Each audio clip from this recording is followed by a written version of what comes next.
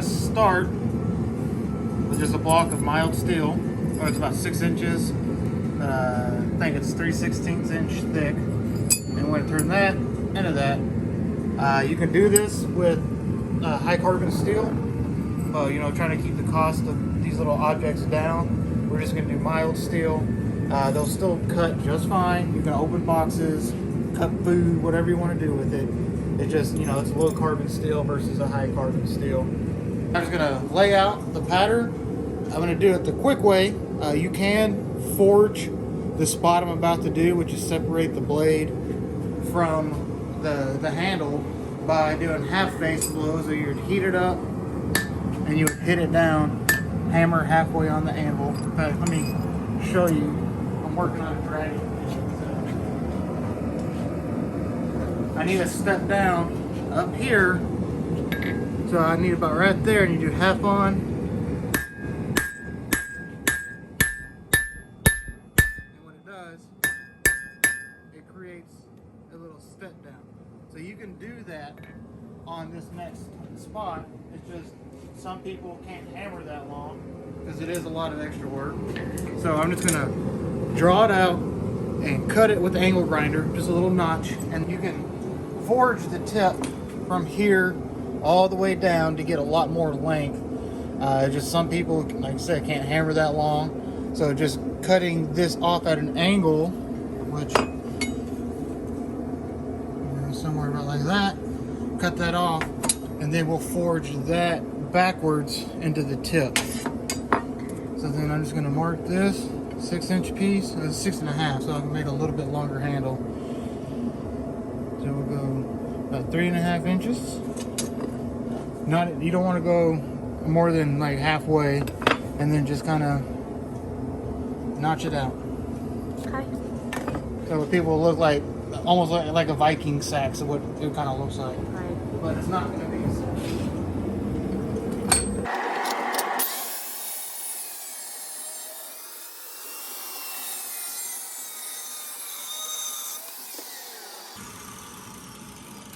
Now you can do this if you don't have an angle grinder. Heat it up and use a chisel, cut it off. I've done that before. It just, you know, it depends on what kind of time people have.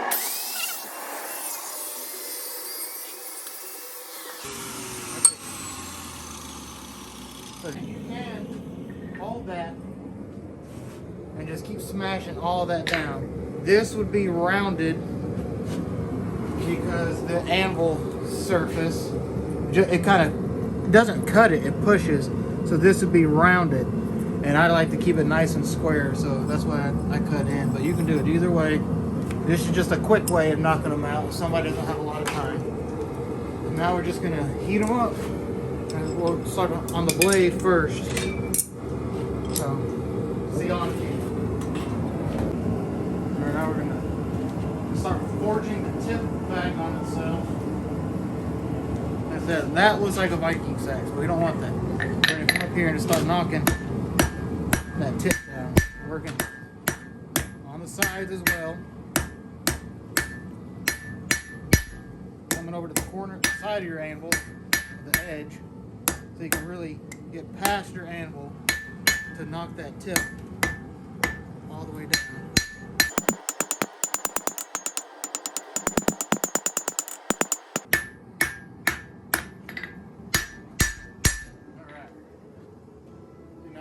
Back, and we'll clean that up some more, but we still got to stretch this out because it's nice and thick.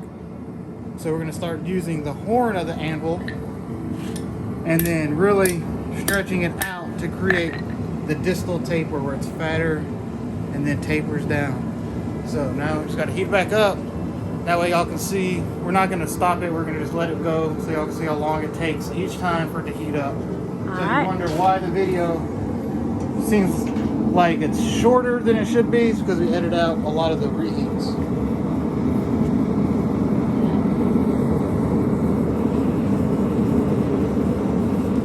With this being small, not too big, it won't take long.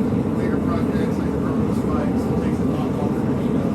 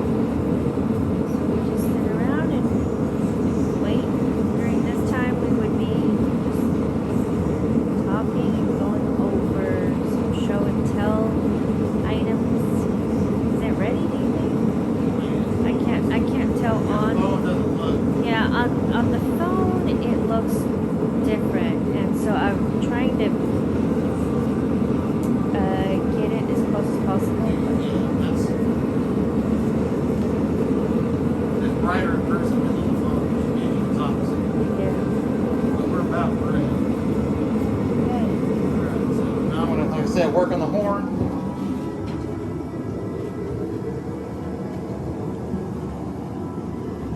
Start drawing it out.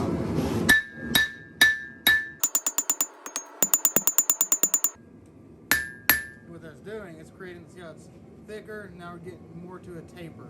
Oh. And that's what we want.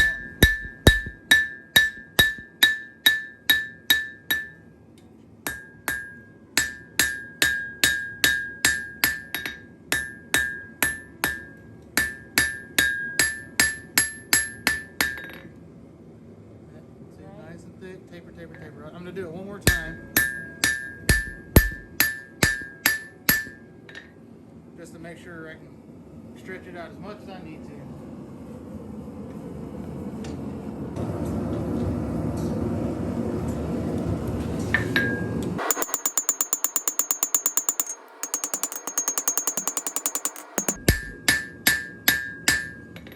Nice, clean little taper.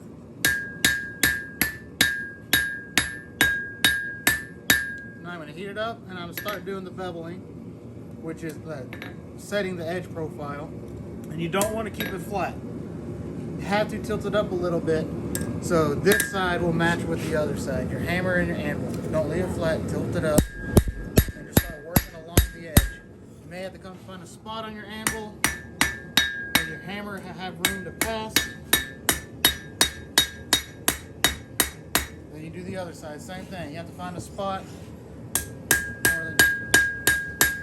Like come over here on the side, you know, wherever works, where you can get your beveling as good as you can. I still work in the middle because, you know, good hammer accuracy will let you hit where you need to hit.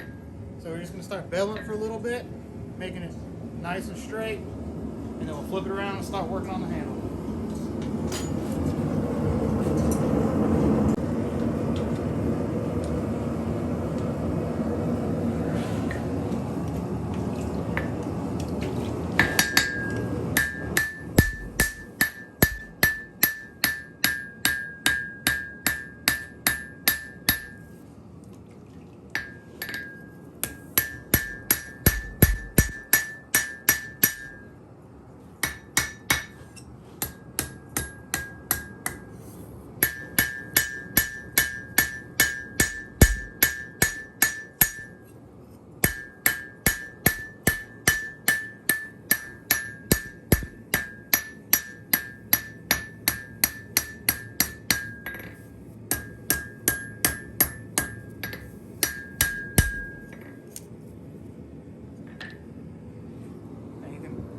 See where it's starting to, I don't know if you can pick it up on the camera, but you'll see a nice bevel line. It'll match on both sides as long as you keep your angle the same. So you're like hitting one side, doing work on both sides.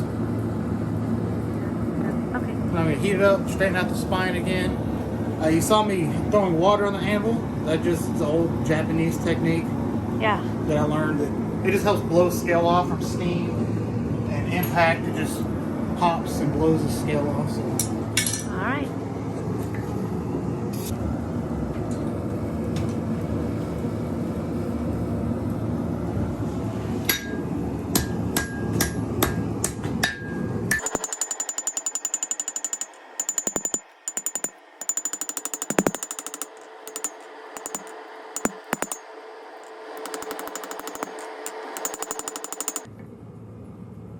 You can hammer it a little bit when it's not hot, but this being mild steel, if you're using a carbon steel, I highly recommend you do not do that.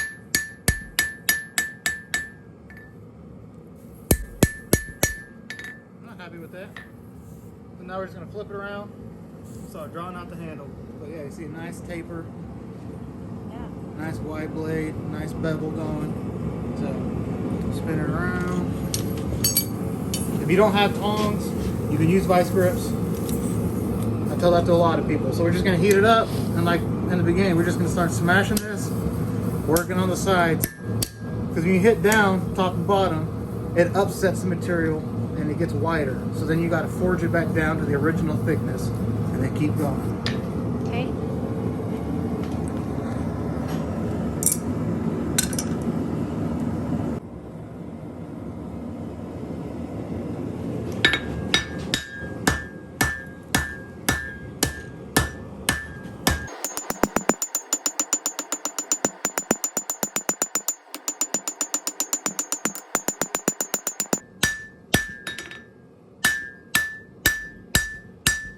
try your best to make sure you hit flat down. If you hit on the side, it's going to start curling it. You're going to end up fighting yourself way too much.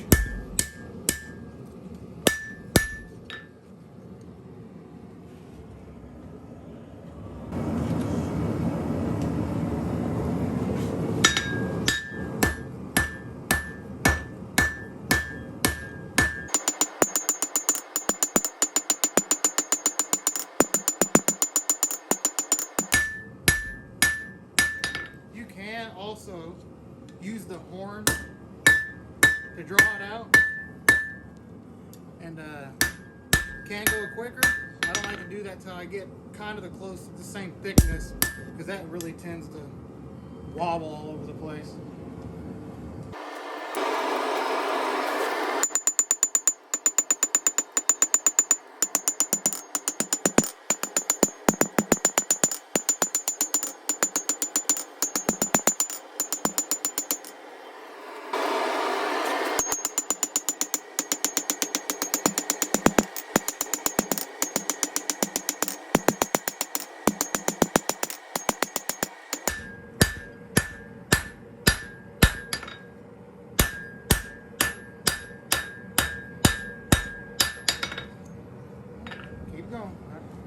Getting closer, it's still a little bit too fat up here. We just got to keep stretching that out.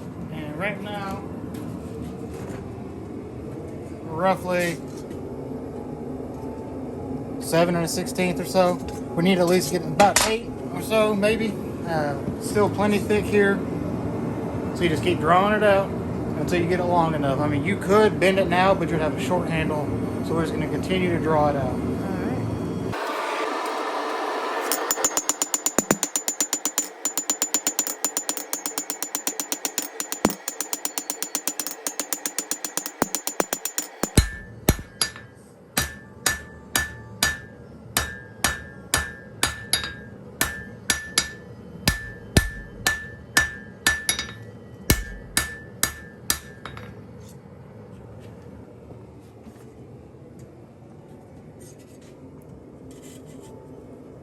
Yeah, we're almost to 8, so yeah, we'll do it 1 or 2 more times. We'll be ready.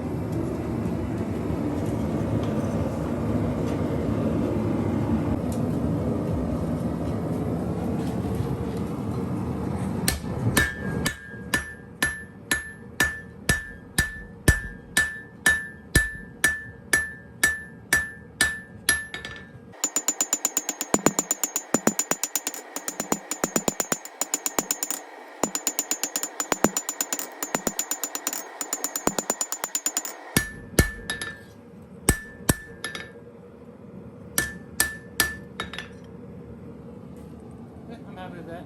Now I'm just gonna widen out the tip, flare it a little bit. You can continue to draw it down and put a scroll on it, then wrap it. But after I've widened it, I'm gonna cool it down, come up here and clean the blade up, shape it, pre-sharpen it. Then we'll heat it up and then fold the handle. You can also twist the handle. I like them without the twist. This looks a lot cleaner, better. The twist can mess up your hand, it doesn't feel good. So we're just gonna flare out the end.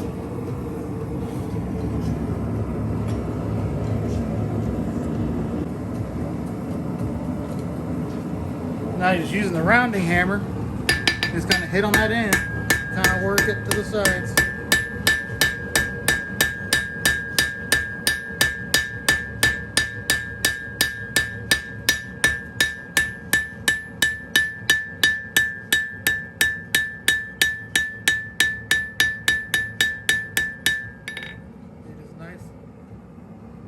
Teardrop, whatever you want to call it, just a nice little flare.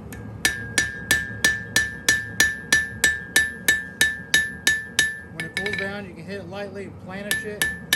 Get rid of all the big marks, bumps.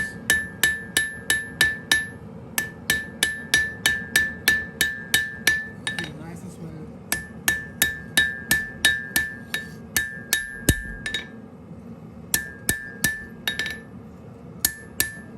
Alright, so now I'm just going to cool it down.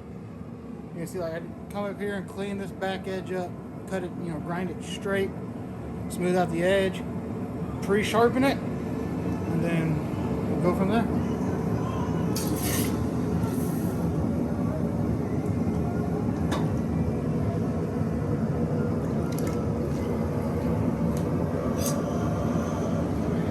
That's what I have so far. Alright. Looks nice.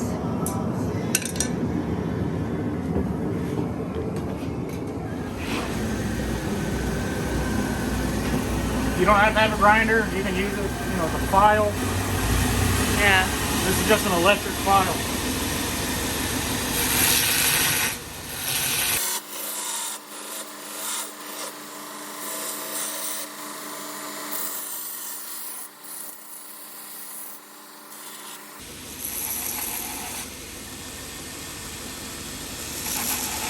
And you can make this as smooth and pretty and clean as you want. I like a little rough look on it, so I'm leaving it that way.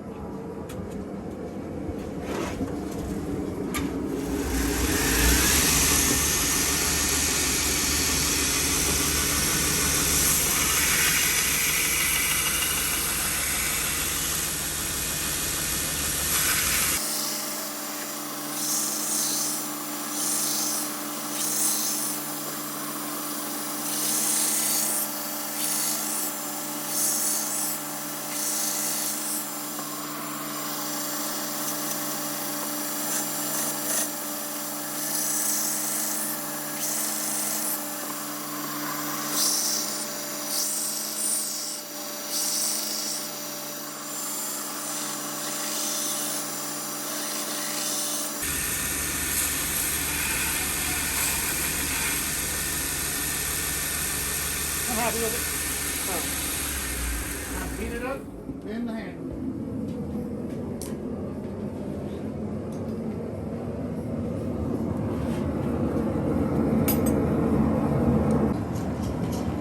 Now, before we bend the handle, we need to curl this opposite of the edge blade.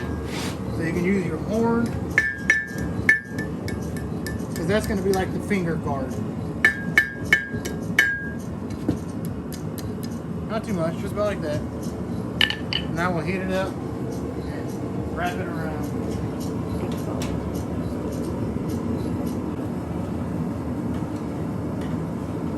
I am going to quench that tip just in the water. In case I hit it, it won't bend it. Find about roughly about halfway point. Just bend it over your horn.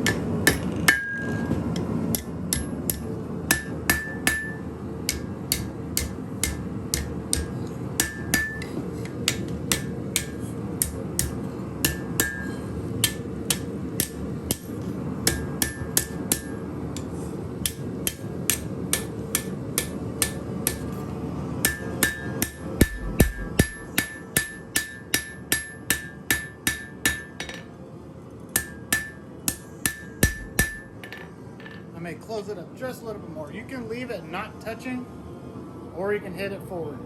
So it's all your personal preference. I'm gonna close it up just a little bit.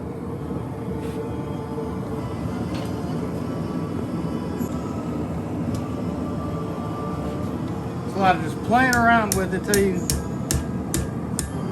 get what you like.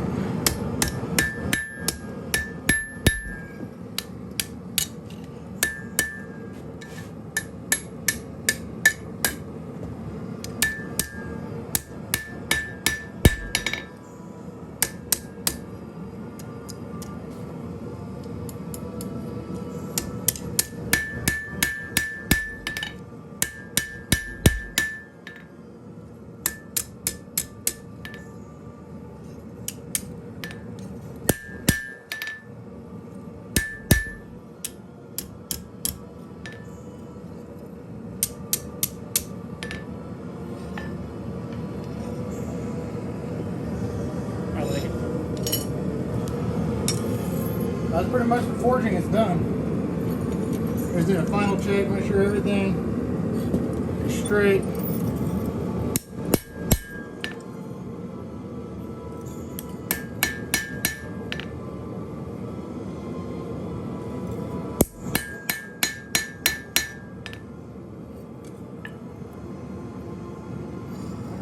So now we're just going to heat it up like we normally do. Let it cool once. Then we'll heat it up and then we'll quench it in the water. You know, this is mild steel, so it's not going to harden. But I am making some super quench, which is used to harden, surface harden mild steel. People use it for hardy tools, other punches and stuff. It's made kind of like a case harden. It hardens just the outside edge of the steel, so it should be able to hold an edge a lot longer. I got to pick up the ingredients today, so when people make these, you know, we'll be quenching in. It's called Super Quench, but that's like probably the trademark name. So it's a mixture of just chemicals that'll do that. So we'll imagine this is Super Quench.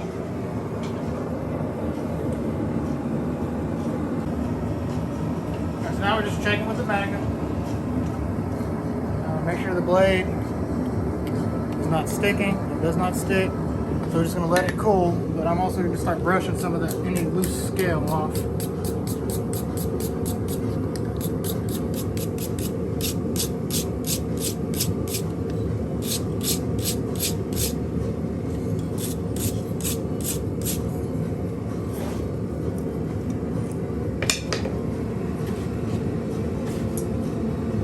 Yeah, we're just going to let it cool down to back to like just a black heat. You can't really see it on the camera, maybe a little bit. It still has a faint orange on it.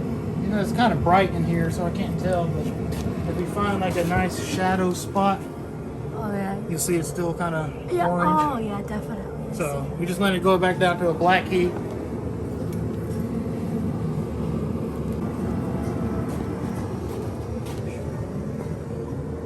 No looks glove. pretty black. Going back in. And during the break, you put that block in there. What is that for? That's just a heavy chunk of steel. I'm going to heat it up until it's glowing as hot as it can get. That way, after I quench it in the water, sand the edge, I'm going to lay the spine of the knife on that block to temper. You know, I don't use ovens, and this one I don't want to use a torch. I'm just going to do it old school, how they would do it back in the past. Since this technically is a medieval knife, not a Viking knife. It's called the Blacksmith knife. You know, they didn't have ovens or kilns or torches back in the day. They didn't have a forge. Yes. But it just it's another way of tempering. Because not everybody has torches, but if you have a forge, you can do it. Not sticking. Or I mean, in the super quench, because this will be super quench later on today. I'm only doing the blade. I don't want to do the handle too wet because it'll rust and you can't really polish it in the wire wheel. Which I'm not going to hit this one with the wire wheel because it's been raining and I don't want to go outside and have to take the cover off of it and everything.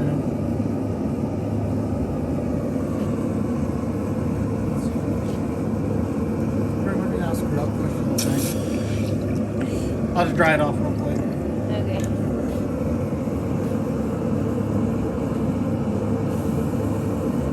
Good enough. So now, that thing is still heating up, so I'm just gonna sand this edge so we can see the, you know, the raw steel color, so it's nice and shiny, because you can't see the temper colors through that gray. Right.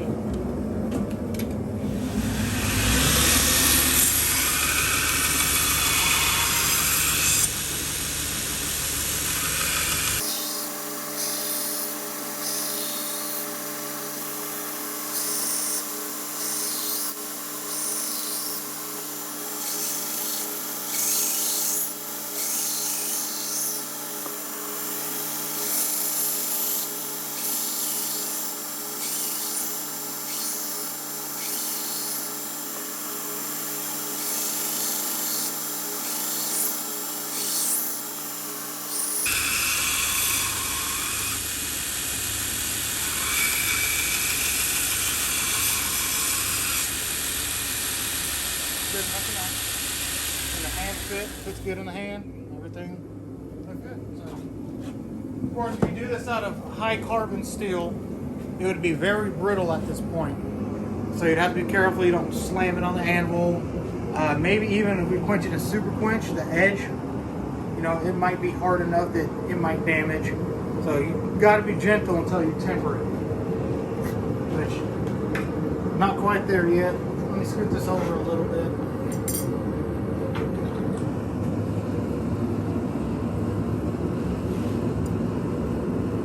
We're almost there.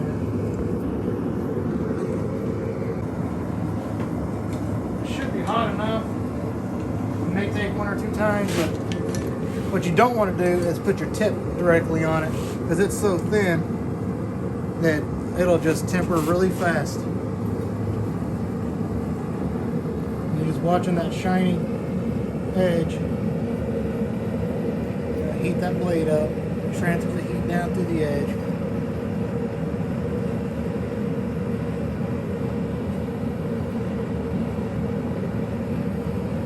You know, if you have a toaster oven, you can put in your toaster oven for about 2 hours. If you have a torch, like I usually do, you can use a torch. This is how they would have done it back in the day. Normally we'll likely use a torch, but we're doing this so that you can see how it's done a long time ago. Like I said, you may have to heat this block up several times.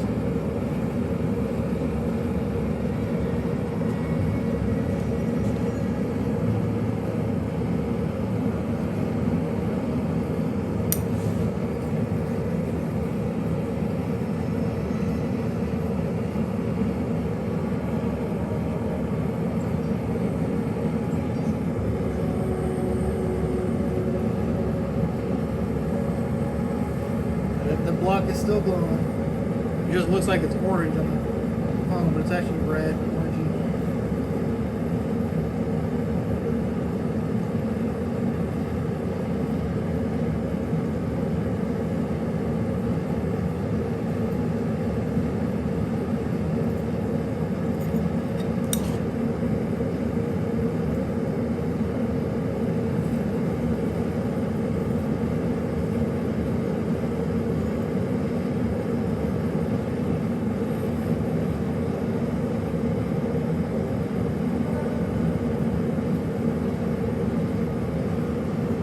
Get a hint, very faint hint of golden Yeah, just color. So I think we should do just one.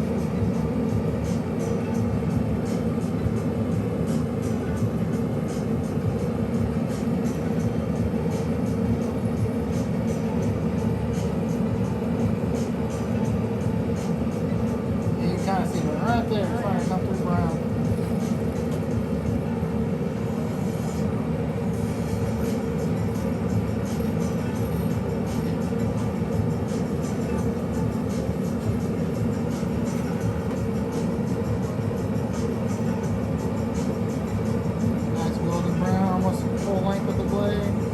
A little bit longer, because there is a false brown. It's like a very first kind of brown that shows up. That could be oils and stuff on your hand. Then I actually get a little bit darker brown. That's what I'm going for.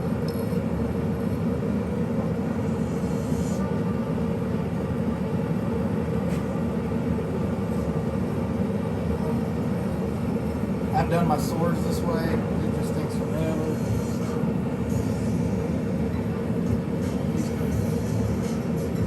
Faint hint of purple along that edge, so we're just checking the full length of the blade. The tip is brown.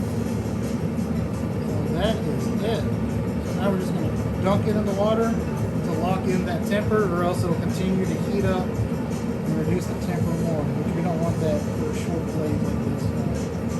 And in the water. Now you really see that nice. Can you see it? Golden brown. Oh yeah. Oh, there it is. Yeah, the light's kind of hard to see. No, I see it. I see it really nice. So now we're just gonna clean that up and sharpen it, and it'll be done. All right.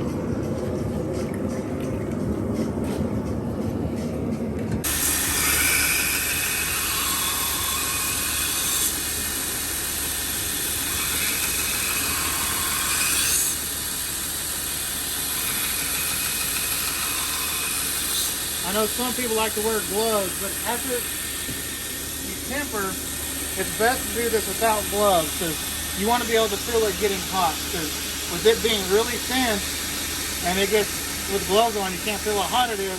You can burn right through your temper and ruin it. So you gotta, when it feels a little bit warm, quench it. You gotta keep it cold now. Even though this is mild still, it's still good practice, and practice makes perfect. So you want to make sure you're doing everything like it is a high carbon steel blade.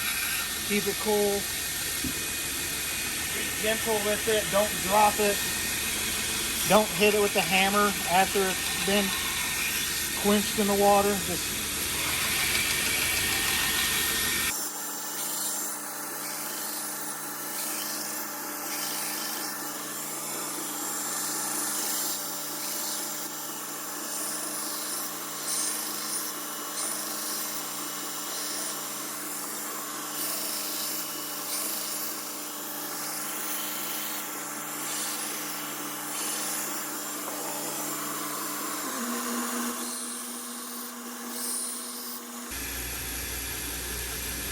now you can use a sharpening jig if you got one.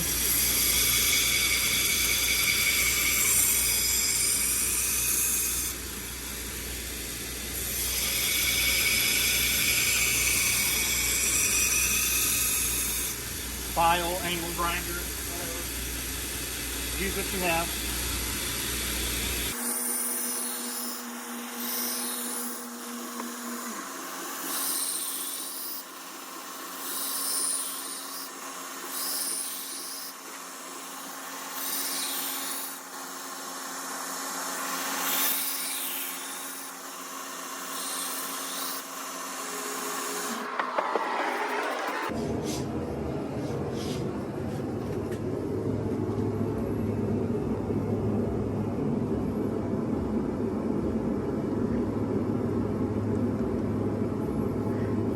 So what were you doing there? Is this Strapping.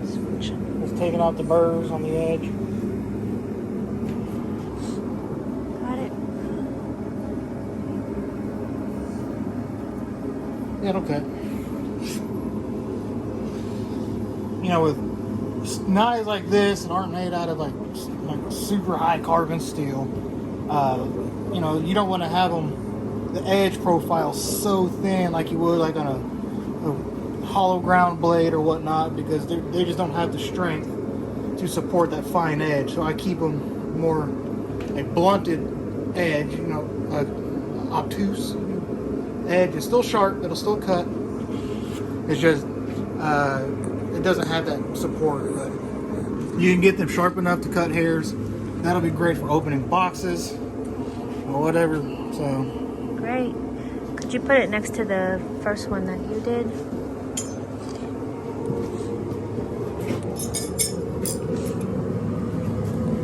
There they are.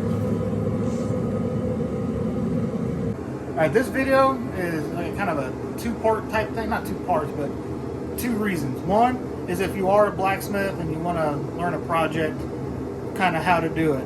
The second would be for like the Airbnb guests or people that private book who do choose this knife. That's kind of that they'll have an idea of how it's done. And when it comes to the sharpening, if they're confident enough that they want to give it a try, you know, I'll let them. But mostly, I'll finish out the sharpening. The final sharpening? Yeah, the final sharpening, and make sure it's sharp, because we want them to be happy and leave with something that's functional, and not just them like, hey, I did it, but I messed it up at the end. So I'll let them try it, and I'll do the final little touch-ups just to make sure it's sharp. But everybody else, that's what it's made for, is to show you how to make it if you want to try it yourself. There's a lot of aspiring blacksmiths that come over here to forge, so it'd be another quick little project that they can try. Mild steel is a lot cheaper than high carbon steel, and if you mess this up, you can scrap it and not worry about wasting too much money. So Right. Thank you.